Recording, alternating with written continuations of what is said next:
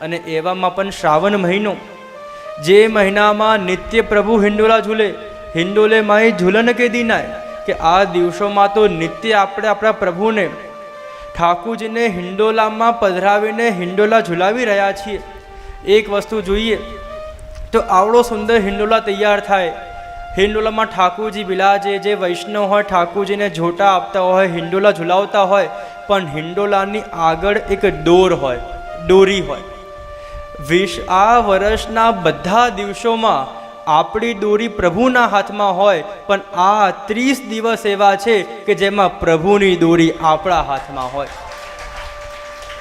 અને જીવનમાં જો સાચે આગળ વધવું હોય અને જો જીવન સાચે સારો જીવવો હોય, જો જીવન આપણે સાચે અલૌકિક પુષ્ટિમય જીવવું હોય, તો એનો એક જ ઉપાય છે, જેમ હિંડોલો આમ તેમ ઝૂલે એમ આપણે પણ હિંડોલાની જેમ આમ તેમ ઝૂલીએ છીએ. જ્યાર સુધી આપણે આપણા મનરૂપી હિંડોલાની દોરી જ્યારે વલ્લભને સોંપતા નથી, ત્યાર સુધી આમથી આમ જ ઝોલા ખાઈએ છીએ. પણ જે દિવસ આપણે આપણા જીવનની દોરી, આપણે આપણા હિંડોલાની દોરી વલ્લભને ઠાકુરજીને સોંપી દીધી, ત્યારે ઠાકુરજી એવો સુંદર હિંડોલો ઝુલાવશે કે જીવનમાં ક્યારેય તકલીફો આવશે જ નહીં. એક વર્યો શ્રી ગોપીજન વલ્લભ નહીં સ્વામી બીજો. આપણે જેમના શરણે આવ્યા છીએ, આપણે જેમની સેવા કરીએ છીએ, આપણે જેમના માર્ગમાં આવ્યા છીએ, એમના પર પૂરો વિશ્વાસ હોય તો જીવનમાં ક્યારેય તકલીફ આવે નહીં. ઘણી વખત વૈષ્ણવ પ્રશ્ન કરે કે જે આ હિંડોલાના દિવસો હોય તો આ દિવસોમાં તો ખાલી મંદિરોમાં, હવેલીઓમાં ક્રમ થાય, હવેલીમાં ઠાકુરજી હિંડોલે ઝૂલે, પણ આ ક્રમ આપણે આપણા ઘરમાં પણ કરી શકીએ. જે વૈષ્ણવના ઘરમાં ઠાકુરજી બિરાજી રહ્યા છે, વલ્લભકુલ દ્વારા સેવ્ય થયા છે, વલ્લભકુલ દ્વારા પુષ્ટ થયા છે, એ દરેક વૈષ્ણવ પોતાના ઘરમાં ઠાકુરજીને હિંડોલા ઝુલાવી શકે. પણ જો ક્યાંક આપણા ઘરમાં હિંડોલા નથી, ઘણી વખત પ્રશ્ન પણ આવે ને કે જે ઠાકુરજી બિરાજી રહ્યા છે, બધી જ વ્યવસ્થા છે, પણ ઘરમાં હિંડોલા નથી, શું કરીએ? તો આપણે બધા ગુજરાતી છીએ. ગુજરાતીના ઘરમાં બીજું કંઈ હોય કે ના હોય, એક હિંચકો તો હોય જ, અને તમારા બધાના ઘરમાં પણ હશે. તો એવો જે સુંદર ઝૂલો, જે સુંદર હિંચકો હોય, એ આખા ઝૂલાને સાફ કરીને સુંદર આસન પધરાવીને, એ આસનની ઉપર ઠાકુરજીનું સુંદર સિંહાસન પધરાવીને આ 30 દિવસ ઠાકુરજીને એમાં પણ ઝૂલાવી શકાય. પણ આ 30 દિવસ એવા છે કે જેમાં આપણે આ અવસરથી આપણે વંચિત રહેવું નહીં. જો પુષ્ટિ માર્ગ એ તત્સુખના વિચારનો માર્ગ છે. પ્રભુ જીવના સુખનો વિચાર કરે અને જીવ પ્રભુના સુખનો વિચાર કરે. જ્યાં નવો મોસમ આવે, જ્યાં નવી ઋતુ આવે, અનેકો અનેક પ્રકારના રાગ ગવાય, અનેક પ્રકારના પ્રભુ સાથે ખેલ થાય. જ્યારે વર્ષા ઋતુ આવી તો એ સમયે ગોપીજનોએ, વ્રજભક્તોએ એવા સુંદર સુંદર હિંડોલા તૈયાર કર્યા અને પ્રભુને હિંડોલામાં પધરાયા. અને એક વસ્તુ વિચારો, આ વખતે જે 3 દિવસની જે આપણી શિબિર, 3 દિવસના જે કથા પ્રવચન છે, એનો વિષય શું છે? બધા જાગો છો ને? ચા નાસ્તો પાણી કરીને આવ્યા છો ને બધા? બોલો વલ્લભાધીશ કી જય. તો આપણે આ 3 દિવસની કથાનો વિષય કયો છે? પુષ્ટિ માર્ગના 5 તત્વ. હવે તમે એક વસ્તુ વિચારો કે આપણે હિંડોલાની પણ વાત કરીએ, આપણો વિષય પુષ્ટિ માર્ગના 5 તત્વ, અને એ 5 તત્વ કયા કયા? શ્રી ગોવર્ધનનાથજી, શ્રી મહાપ્રભુજી, શ્રી ગિરિરાજજી, શ્રી યમુનાજી અને વ્રજભૂમિ. બધા કેટલા હોશિયાર વૈષ્ણવ છે, બધાને બધું જ આવડે છે. તો આપણા પુષ્ટિ ભક્તિ માર્ગના 5 તત્વ ગોવર્ધનનાથજી, મહાપ્રભુજી, ગિરિરાજજી, યમુનાજી અને વ્રજભૂમિ.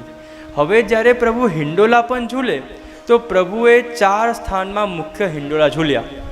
એ 4 સ્થાન કયું કયું? તો સૌથી પહેલાં તો નંદાલયમાં, નંદ બાબાના ઘરમાં, કે જ્યાં પ્રભુ નિત્ય ખેલતા, બોલતા, ચાલતા, અનેક ખેલ કરતા. એ નંદ બાબાના ઘરમાં સૌથી પહેલાં હિંડોલા ઝૂલ્યા. બીજા હિંડોલા એ અનેક કુંજ નિકુંજોમાં, અનેક અનેક ગોપીજનોના, વ્રજભક્તોના, સ્વામીજીના ભાવના અનુકૂળ ઠાકુરજીએ અનેકો અનેક કુંજ નિકુંજમાં હિંડોલા ઝૂલ્યા. ત્રીજા હિંડોલા ક્યાં ઝૂલ્યા? એ ગિરિરાજજીની ગિરિકંદરામાં ઝૂલ્યા. અને ચોથા હિંડોલા ક્યાં ઝૂલ્યા? એ યમુનાજીના તટ પર ઝૂલ્યા. તો આ પુષ્ટિ માર્ગના પંચ તત્વ અને પ્રભુએ પણ એ 4 સ્થાને જ હિંડોલા ઝૂલ્યા છે કે જેમના ગુણગાન આ 3 દિવસ આપણે કરવાના છીએ. તો આ 3 દિવસ જો કહેવાય ને કે અવસર બેર બેર નહીં આવે, કે આ જે 3 દિવસનો અવસર જે આપણને મળ્યો છે, ભગવદીઓ તો કહે કે જ્યારે સત્સંગ કરતા તો કહેતા કે 2 ઘડી જીવ્યા. તો આ તમને 2 ઘડી નહીં પણ 3 દિવસ જીવવા માટે મળ્યા છે.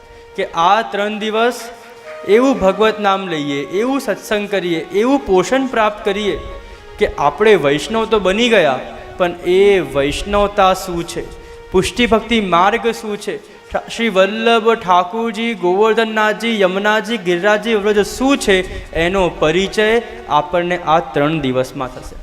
આ બધા સ્વરૂપનો વિષય, આ બધા સ્વરૂપના જીવન ચરિત્રના, બધા સ્વરૂપના ગુણગાન એવા છે કે 7 દિવસ 10 દિવસ પણ ઓછા પડી જાય.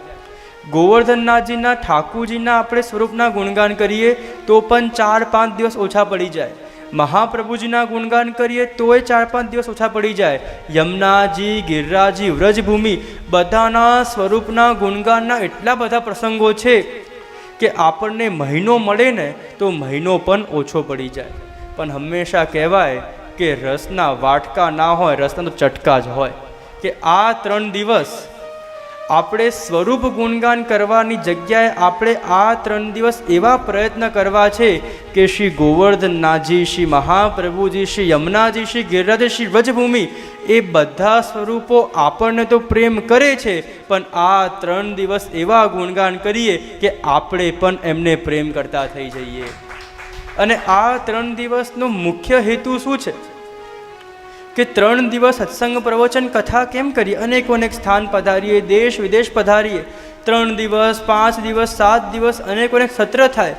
એક વખત એક વૈષ્ણવ આવીને મને પૂછ્યા કે જે આપ આટલા બધા વિષયો પર પ્રવચન કરો છો, અનેકો અનેક જગ્યાએ કથાઓ થાય છે, એ કથા પાછળનું આપનું મુખ્ય હેતુ શું છે? આપ કેમ કથા કરો છો? કેમ વૈષ્ણવનું પોષણ આપો છો?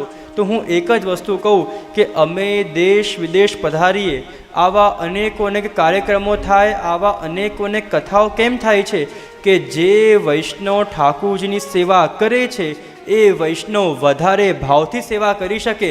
અને જે વૈષ્ણવના ઘરમાં ઠાકુરજી નથી બિરાજતા, આ 3 દિવસનું કથા થાય, એ 3 દિવસના રસપાન થાય તો ઠાકુરજી વહેલા વહેલા વૈષ્ણવના ઘરે બિરાજે.